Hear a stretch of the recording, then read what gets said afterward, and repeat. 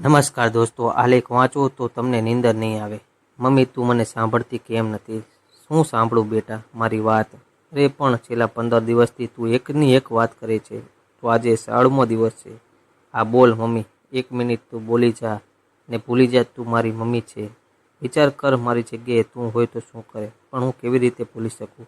હું તારી 45 વર્ષથી માં છું અને મને તારા જેવી લાગણી આ ઉંમરે થવી અશક્ય છે. માં અને દીકરી બેમાંથી કોઈ ઢીલું મૂકતું જ નહોતું. દીવાની માને સમજ્યા વગર છોડવાની ન હતી.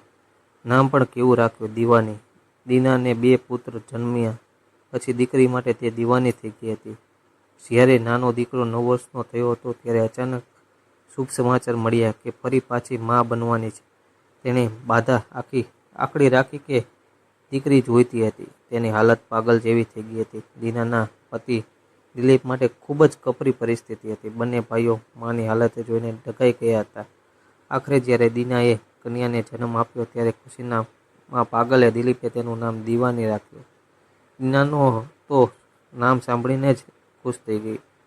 આખરે ઈશ્વરે તેની પ્રાર્થના સાંભળી. ખૂબ સુંદર અને અણિયાળી આંખોવાળી દીવાનીના સૌ દીવાના હતા. ઘરમાં, કુટુંબમાં, શાળામાં બધે દીવાની ચર્ચા હતી. દીવાની હતી પણ એવી સૌની મન મોહી લેવામાં પ્રથમ. સુંદર સંસ્કાર આપવા માટે દીના દિન રાત સજાગ રહેતી. દીકરીને લાડ કરતી અને શિસ્તની આગ્રહી પણ હતી. દીવાની માતા અને પિતા આંખનો તારો, બંને ભાઈઓની દુલારી બહેન. શાળાનું શિક્ષણ સુંદર રીતે મેળવ્યું. હવે કોલેજની તૈયારી કરીને ડૉક્ટર બનવું હતું. પિતાએ ચેતવણી આપી, બેટા સખત કામ કરવું પડશે. પિતાજી, કામથી હું કદી ગભરાતી નથી.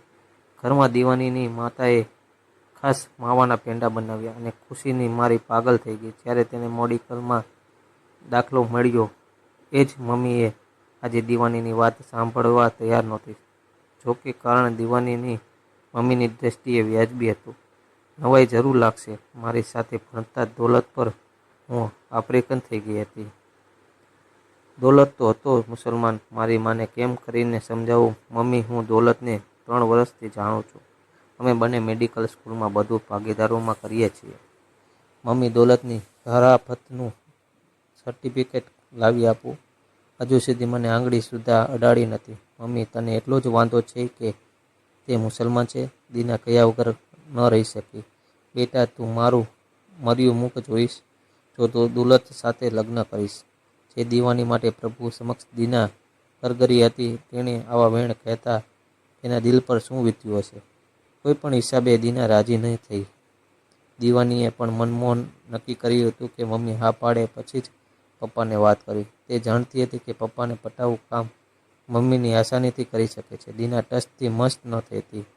દોલત, હું શું કરું? દીવાની, તું કહે તો હું હિન્દુ થઈ જાઉં? દોલત, એવું હું તને ન કહી શકું. તે મને પરવાનગી આપી છે કે લગ્ન પછી મારે નામ તેમજ ધર્મ બદલવાની જરૂર નથી. તો એ વાત તને પણ લાગુ પડે છે. દોલત, એક કામ કરીએ, તું મારી મમ્મીને મળ. ક્યાં ને કેવી રીતે? કાલે રવાઈડર પાસે મારી મમ્મીને લઈને હું ક્રીમ સેન્ટર પાસે જવા આવીશ. તું પણ ત્યાં આવજે. પછી તને જોઈને હું તને ન ઓળખવાનો અભિનય કરીશ. તું યાદ અપાવજે કે અરે, આપણે એક જ કોલેજમાં છીએ, પણ કદી વાત કરવાનો પ્રસંગ સાંપડ્યો જ નહોતો. હું તને અમારા ટેબલ પર બેસવાનો આગ્રહ કરીશ. તું મમ્મી સાથે વાતો કરજે. જોઈએ મમ્મીને તારા માટે કેવો અભિપ્રાય બંધાય છે. સરસ રીતે આખો નાટકનો સંવાદ કર્યો. યથા સમયે દીવાની મમ્મીને લઈને ક્રીમ સેન્ટર આવી. 5 મિનિટમાં એક છોકરો હલો દીવાની કરીને આવ્યો. અમે તેની સાથે વાતે વળગી. નાટક બંને જગ્યાએ બરાબર ભજવ્યું હતું. તું પણ અમારી સાથે એક જ ટેબલ પર બેસ. મમ્મીને ખૂબ જ ગમ્યું. દીવાની, આ તારા વર્ગનો છે? હું તેને ઓળખતી નથી. મમ્મી, ઓળખું તો છું, પણ વાત કરવાનો મોકો મળ્યો નથી. મમ્મીને એ અજાણ્યો યુવાન ખૂબ જ ગમી ગયો. આખો વખત એ બંને જણ વાત જ કરતા હતા. દીવાનીએ ઓર્ડર આપવાનું માથે લીધું. એની વર્તણૂક એવી હતી કે મમ્મીને શક ન થાય. બરાબર જમીને સૌ છૂટા પડ્યા. મમ્મીથી રહેવાયું નહીં. જો સમય મળે તો ઘરે જરૂર આવજે બેટા. તારી રીતભાત અને સજ્જનતા મને ખૂબ જ ભણ્યા છે. સારું આંટી, સમય મળે ત્યારે આવીશ. સૌ છૂટા પડ્યા. આખે રસ્તે મમ્મીએ નવજુવાનની વાત કરતા થાકી નહીં. 2 દિવસ પછી દીવાની મમ્મીને કહે છે, આપણે પેલો મારા ક્લાસનો મિત્ર મળ્યો હતો તને યાદ કરે છે. બેટલા કેટલોક સરસ છોકરો છે. તમે બંને સાથે ભણો છો. એ તારો મિત્ર નથી? મમ્મી એ જ તો દોલત છે. શું વાત કરે છે? એ તો મુસલમાન હતો. હા મમ્મી. બેટા તે મને ધર્મમાં રાખી. ભલે ગમે તેટલું સારું હોય, મને એ નહીં ચાલે. સારું મમ્મી, અમે બે જણાએ ન પરવાનવાના સુગંધ ખાધા છે. તને ખબર છે મમ્મીએ હિન્દુ થવા પણ તૈયાર છે. તેની મમ્મી હિન્દુ હતી. પ્રેમ થયો હતો એટલે જ એના અબ્બા સાથે ભાગીને નિકાહ કર્યા. દોલત તો કહે છે મને મારી અમીજાને હિન્દુ સંસ્કાર પ્રમાણે જ ઉછર્યો છે. હું માંસ પણ ખાતો નથી. મારી અમ્મીને ખબર પડી છે કે મારી બેનપણી હિન્દુ છે. એ તો ખૂબ જ ખુશ હતી. મારા અબ્બાજાનને પણ કંઈ વાંધો નથી.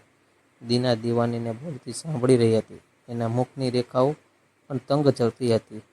કઈ રીતે પોતાની દીકરીને સમજાવે? બેટા, આ તું સારું નથી કરી રહી. દીકરીના પ્રેમમાં તે આંધળીએ તૂટ કરવા માંગતી હતી. દીવાની અને દોલતે ખૂબ જ સમજીને પ્રેમ કર્યો હતો. લગભગ 3 વર્ષનો સમય લાગ્યો. પ્રેમનો એકરાર દોલતે કર્યો હતો. દીવાનીને, હું તને ખૂબ જ પ્રેમ કરું છું. તને ખબર છે હું મુસલમાન છું. તું ના પાડીશ તો મને દુઃખ નહીં થાય. દીવાની તો આવો એકરાર સાંભળીને થીજી ગઈ હતી. હા, તને દોલત ગમતો હતો. ભણવામાં બંને જણા પાર્ટનર પણ હતા. છતાં પરણવા સુધીના વિચાર તેણે કર્યા નહોતા. તે જાણતી હતી તેના પપ્પાએ અને મમ્મીએ આ વાત નહીં માને. આખરે તેની મમ્મીએ બ્રહ્માસ્ત્ર તેના માથામાં આગમાંથી કાઢ્યું. બેટા, તું જરા પર વિચાર કરજે. આજે તને યુવાન છો, કાલે ઉઠીને બાળકો થશે. તેમને આપણો સમાજ કઈ દૃષ્ટિથી જોશે. બેટા, ભવિષ્યનો વિચાર કર. તારા અને દોલતના બાળકોનો વિચાર કર. આવું પગલું ખૂબ જ વિચારીને ભરવું જોઈએ. શનિવારની સાંજે દીવાની અને દોલત મળ્યા. દીવાનીએ રડતા રડતા મમ્મીની વાત કરી.